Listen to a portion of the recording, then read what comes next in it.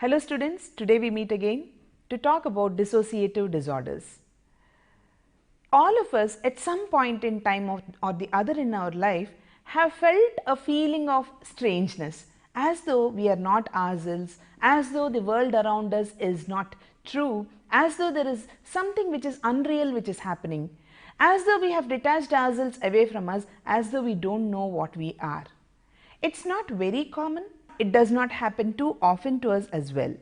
Studies say that many people, especially children and adolescents, have these dissociative experiences which I am talking about. That is, the feelings of strangeness.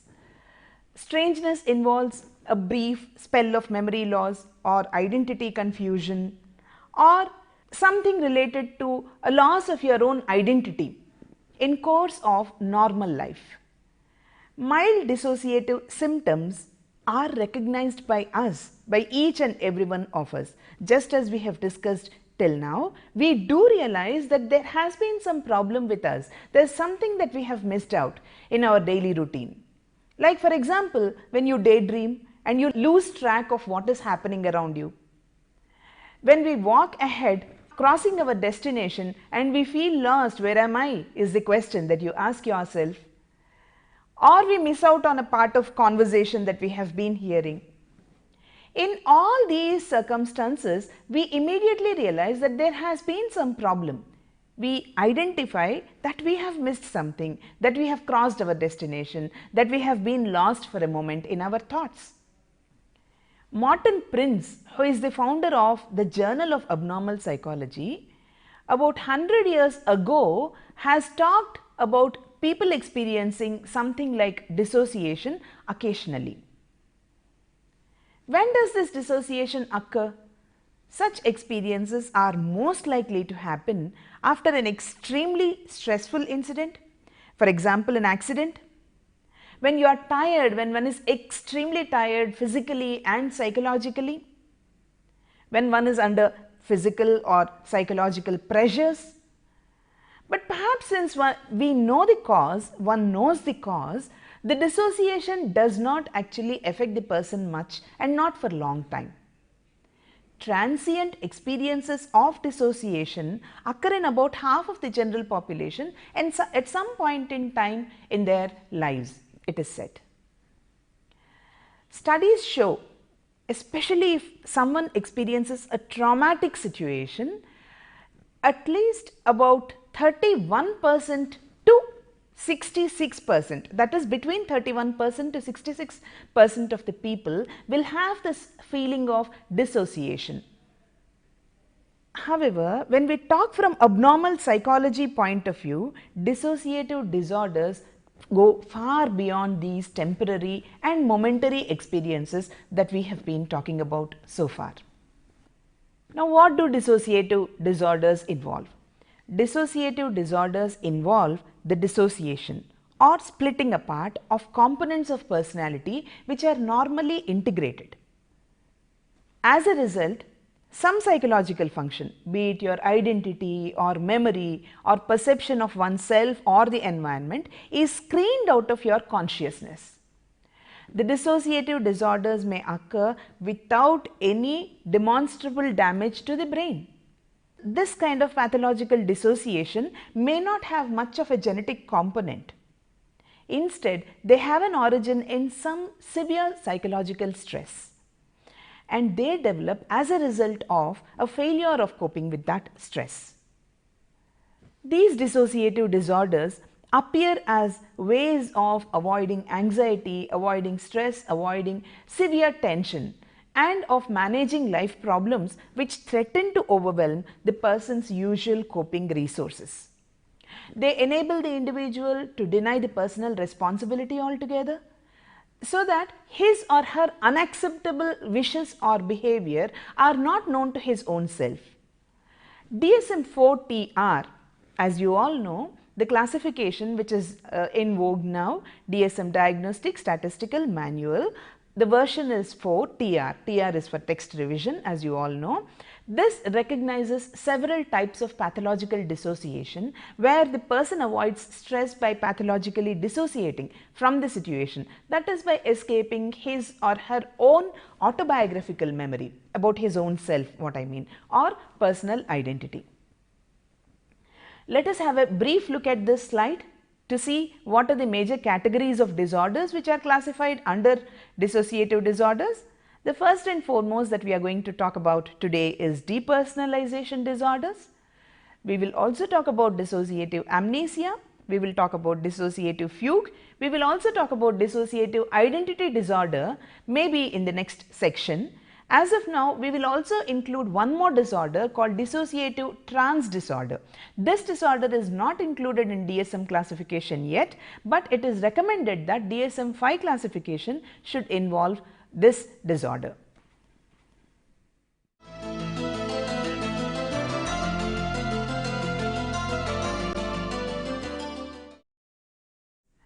Depersonalization disorders, let us first start with a study. There was a study done at Stanford University which surveyed the reactions of a set of journalists. These journalists have actually witnessed one of the first executions in California. Now, the study results have shown that at least 40 to 60% of these journalists have shown severe dissociative symptoms. Remember, they have witnessed an execution. They have witnessed an execution. For example, during execution, things around them seemed unreal. They looked dreamlike and they felt that the time has really stopped. They have also felt estranged from people and distant from their own emotions, and a number of them felt that they were strangers to themselves. In this example that we have talked about, the experiences which the journalists have faced, some of us may have faced under some traumatic experience or the other, or at some point in time of our life or the other. Now, these kinds of experiences can be divided into two types. Let us first talk about the first type, which is depersonalization. Depersonalization is an episode where a person's perceptions alter so that he temporarily loses the sense of his own reality. On the other hand, there is another type of depersonalization disorder which is called derealization. This derealization is an episode where the sense of reality of the external world is totally lost. Now, such depersonalization or derealization disorders occur during stress disorders or during panic attacks as well. Let us talk a little more about this depersonalization disorder. In depersonalization disorder, as I said earlier, one's sense of one's own self and one's own reality is temporarily lost. Like other dissociative disorders that we are going to discuss today shortly, for example, fugue or dissociative identity disorder, even this depersonalization disorder involves a disruption of personal identity. However, the disruption occurs without any amnesia. The central feature of this syndrome, that is depersonalization disorder, is, as the word suggests, depersonalization. That is a sense of strangeness or unreality about one's own self. In derealization disorder, on the other hand, one's sense of the reality of the outside world is temporarily lost.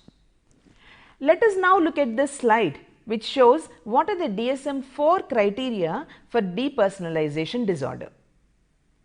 Persistent or recurrent experiences of feeling detached from one's mental processes or body, and during this experience, reality testing remains intact. It causes significant distress or impairment in functioning. It does not occur exclusively during the course of another mental disorder such as schizophrenia, panic disorder, acute stress disorder, or another dissociative disorder, and is not due to the direct physiological effects of a substance. For example, a drug of abuse or medication or general medical condition, for example, a temporal lobe epilepsy. This is according to DSM-4 TR, as I have already mentioned, according to American Psychiatric Association. and this, as you all know, DSM-4-TR has been published in 2000. Now let us talk a little more about depersonalization. People with depersonalization disorder feel as though they have been cut off from themselves, and they are viewing themselves from somewhere outside, and they are functioning as though they are robots or as though they are living in a dream. This sense of strangeness usually extends to the body. Patients may feel as though their extremities have grown or shrunk, as though their bodies are operating mechanically, as I said, robotic, or as though they are dead, or as though they are imprisoned inside the body, or they are somebody else who is imprisoned inside this body. These feelings of strangeness in the self, which is related to depersonalization, are often accompanied by what is called derealization that we have discussed a little earlier. This is a feeling of strangeness about the world, as we know. Other people, like oneself, seem robotic, dead, or somehow unreal, as though they are actors in a play. People experiencing depersonalization or derealization, for that matter, may also have what is called the episodes of déjà vu. I hope you have heard this word déjà vu earlier. It's a French word for already seen.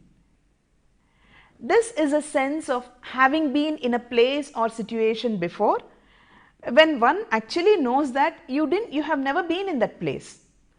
On the other hand, they may have the opposite experience, jamais vu, a French word for never seen. The sense when one is in a familiar place or situation of not having seen it ever, as though you have never seen it before. These two are opposite words. Either that may happen or this may happen. Depersonalization often involves reduced emotional responsiveness, a loss of interest in others and the world in particular in general. People afflicted with this depersonalization do not lose touch with reality. They know that their perceptions of strangeness are not right, they are wrong. Nevertheless, these perceptions are frightening to the individual. The person may feel that he or she is going to go insane, mad. Now, what could be the factors which may contribute to this kind of problem? Let us look at the slide. In the view of cognitive psychology, depersonalization and derealization constitute a failure of recognition memory. The person is unable to match the current experience with past experience, as might happen on entering a familiar room which has been redecorated according to Killstrom. PET scans, according to researchers like Simon et al., have shown abnormalities in the visual, auditory and somatosensory association areas of the posterior cortex. Also, studies have shown that they have been linked with childhood trauma, particularly emotional abuse. The onset of depersonalization disorder may either be sudden or gradual, and the condition is usually chronic.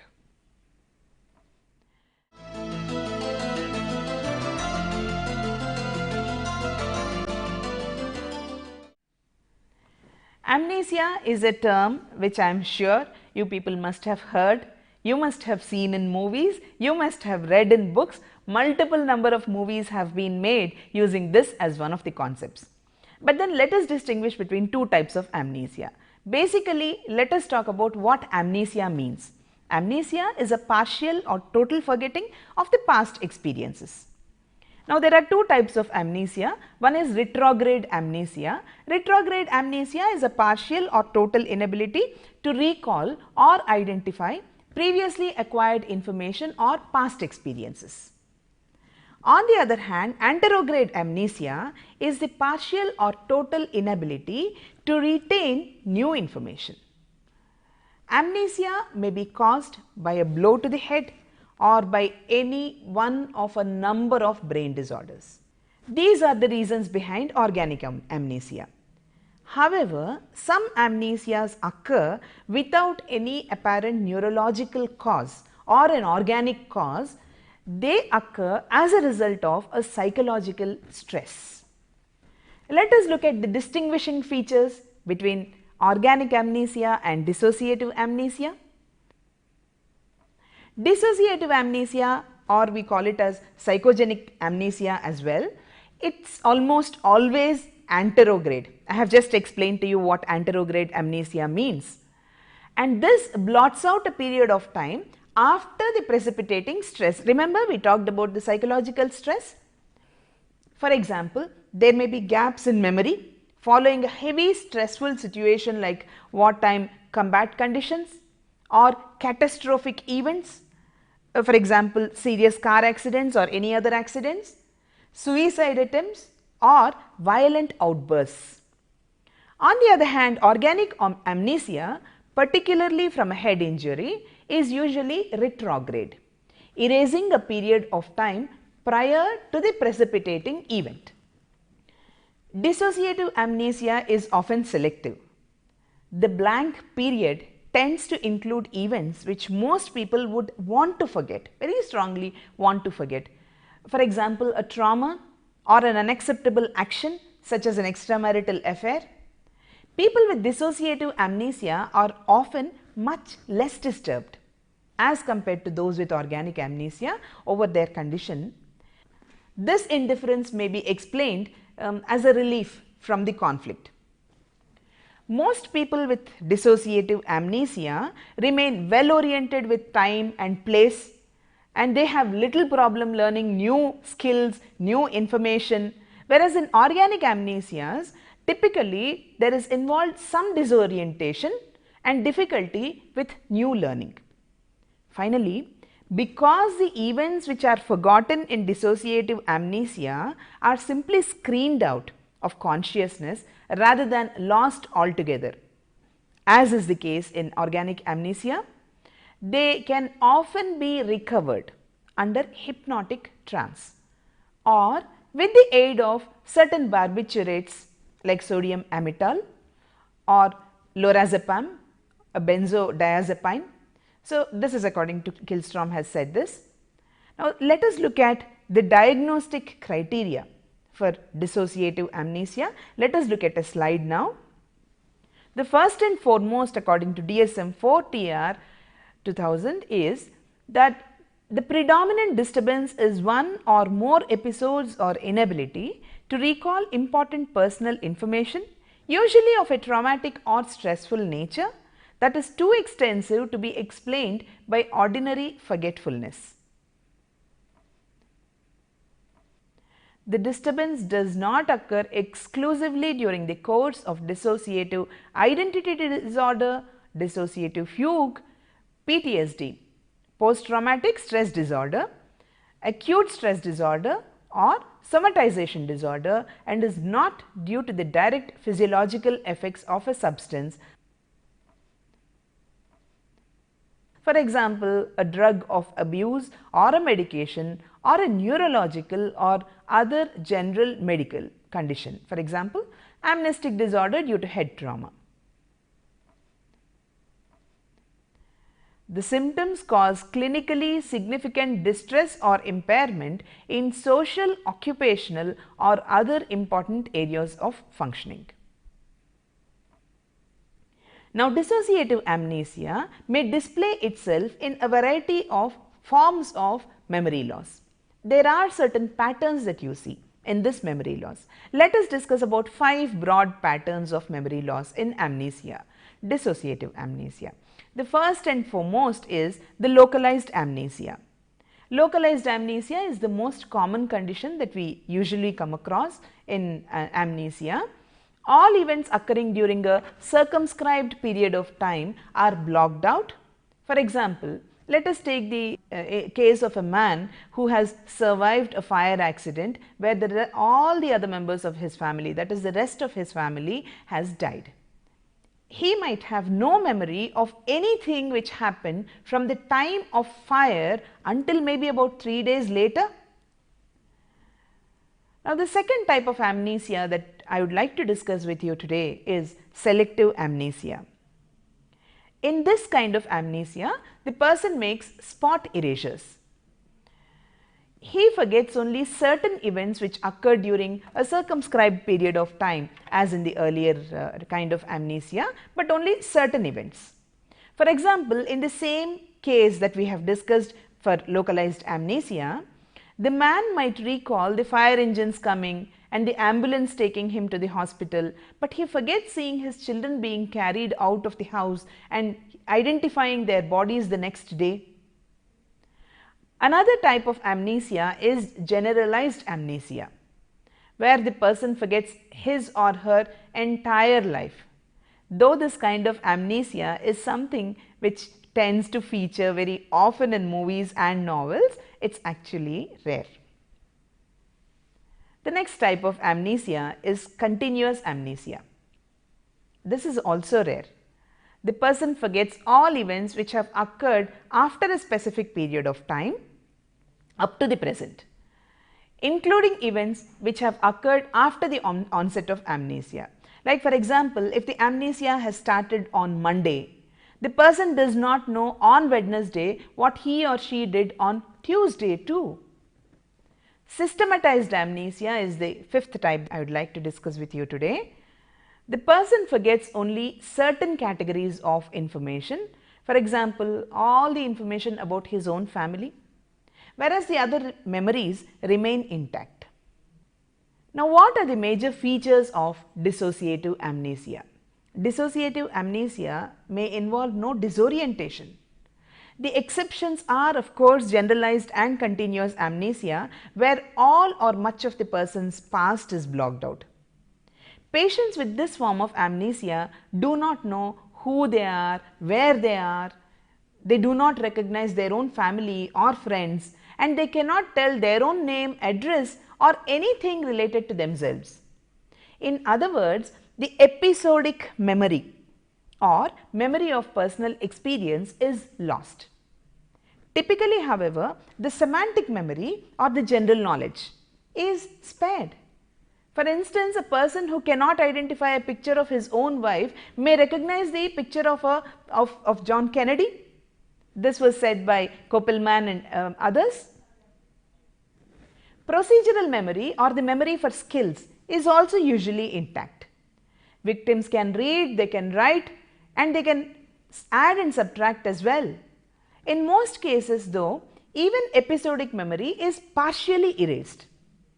Explicit memories, that is the memories that we are aware of, may be gone, but often the person shows evidence of having implicit memories, that is memories that he or she cannot call into conscious awareness, but still can affect their behavior according to Killstrom.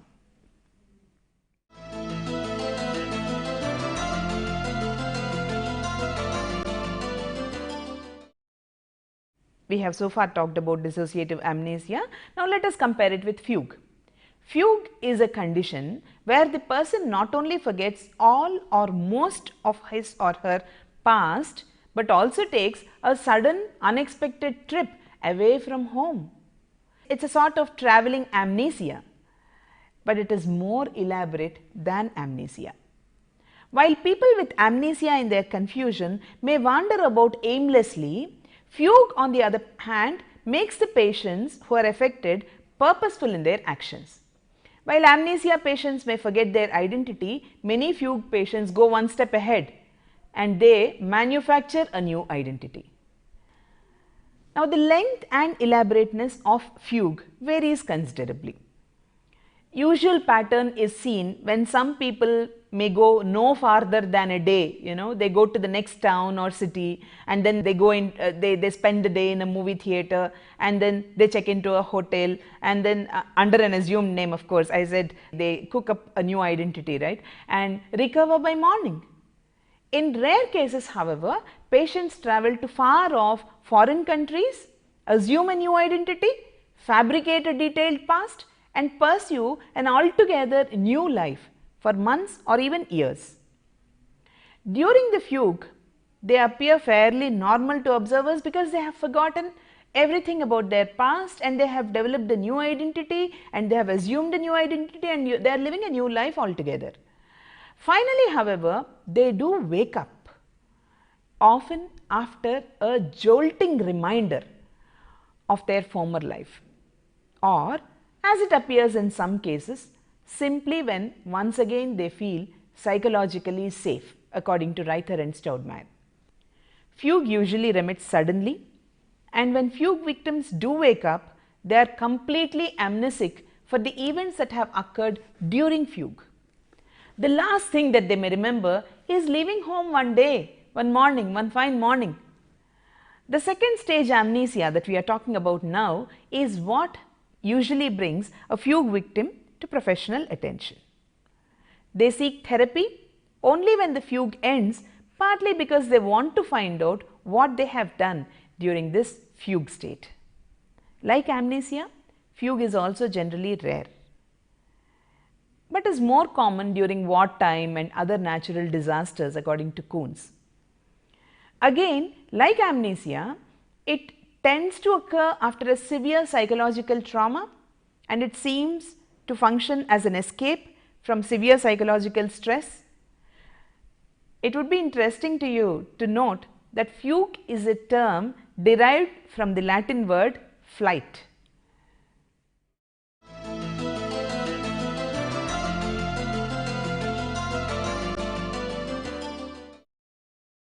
Let us talk about dissociative trance disorder.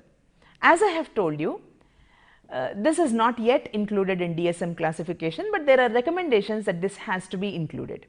Now, dissociative disorders differ in important ways across the cultures. Not all cultures show same kinds of dissociative disorders. In many areas of the world, dissociative phenomena may occur as a trance or a possession. The usual sorts of dissociative symptoms, such as sudden changes in personality that we have been talking about earlier, are attributed to possession by a spirit or something like that in a few cultures. Often, this spirit, what it does is it demands and receives as well the presence or favors from the family and friends of the victim. Like other dissociative states, trance disorder seems to be most common in women and is often associated once again with stress and trauma, which is current rather than based sometime in the past. Trance and possession are a common part of some traditional religious and cultural practices. Let us look at this slide to see which areas of the world demonstrate this kind of disorder. Trance and possession are a common part of some traditional religious and cultural practices and are not considered abnormal in that particular context in certain parts of the world.